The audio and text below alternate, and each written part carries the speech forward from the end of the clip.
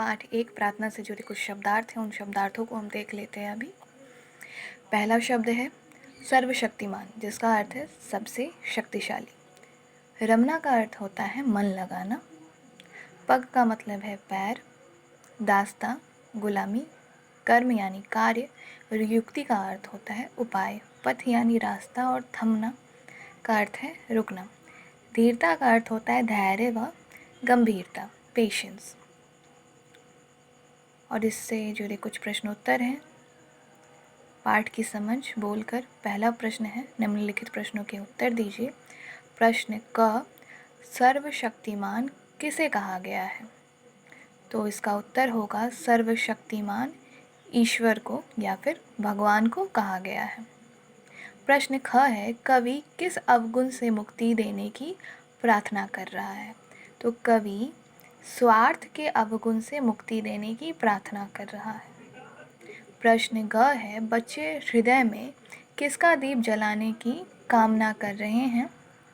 तो इसका उत्तर होगा बच्चे हृदय में ज्ञान का दीप जलाने की कामना कर रहे हैं।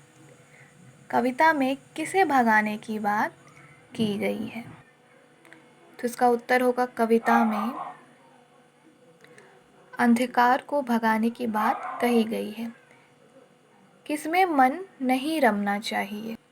उसका आंसर सेकंड पैराग्राफ में है, स्वार्थ साधनों में कहीं मन नहीं रमे, यानी इसका उत्तर होगा किससे मन नहीं रमना चाहिए? तो स्वार्थ साधनों से मन नहीं रमना चाहिए। क्वेश्चन नंबर 3 पे चलते हैं।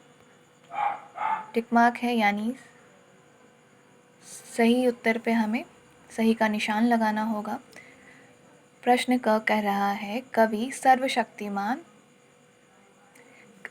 सर्वशक्तिमान से क्या मांग रहा है? धन दौलत, शक्ति, साहस व वरदान। तो इसका उत्तर होगा शक्ति। ख प्रश्न है, धर्म की राह पर किस प्रकार चला जा सकता है? तो धर्म की राह पर सत्य बोलकर चला जा सकता है। प्रश्न ग है, कवि किस कर्म में ढलने की प्रार्थना कर रहा है? तो कवि वीरता, इसका उत्तर होगा वीरता के कर्म में ढलने की प्रार्थना कर रहा है।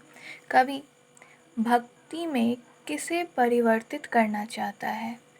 बहकी हुई भावनाओं को। सही गलत पर निशान लगाएं। क्वेश्चन नंबर 4 है, स्वार्थ मनुष्य को लालची बनाता है, सही या गलत? तो स्वार्थ मनुष्य को लालची बनाता है, ये सही कथन है।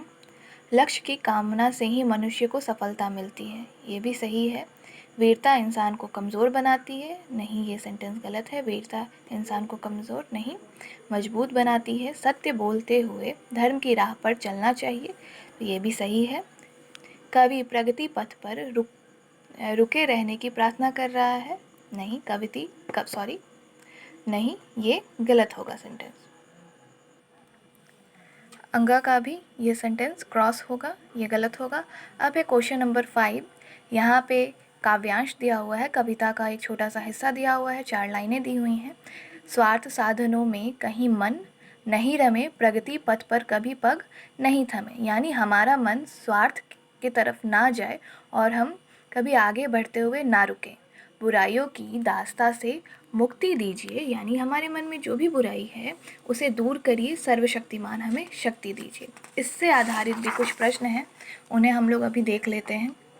पहला प्रश्न है, कवि किन साधनों से मन नहीं रमने की बात कर रहा है? तो इसका उत्तर होगा कवि स्वार्थ साधनों से मन नहीं रमने की बात कर रहा है। ख प्रश्न है, हमारे कदम कहाँ नहीं थमने चाहिए? तो प्रगति के पथ पर नहीं थमने चाहिए। ग प्रश्न है, कवि किसकी दास्ता से मुक्ति चाहता है? तो इसका उत्तर होगा बुराइयों की दास्ता से। दास्ता का पर्यायवाची शब्द क्या होता है? पर्यायवाची का अर्थ होता है जो उसी शब्द का दूसरा मतलब। दास्ता का अर्थ होता है बंधन। यहाँ भी कुछ पर्यायवाची शब्द पूछे गए हैं। अंधकार, मुक्ति, दीप, हृदय, शक्ति, ईश्वर, प्रगति व मनुष्य। इन सभी शब्दों के आपको दो दो पर्यायवाची शब्द लिखने हैं। जैसे कि पहला शब्द है अंधकार, तो अंधकार का मतलब होता है अंधेरा।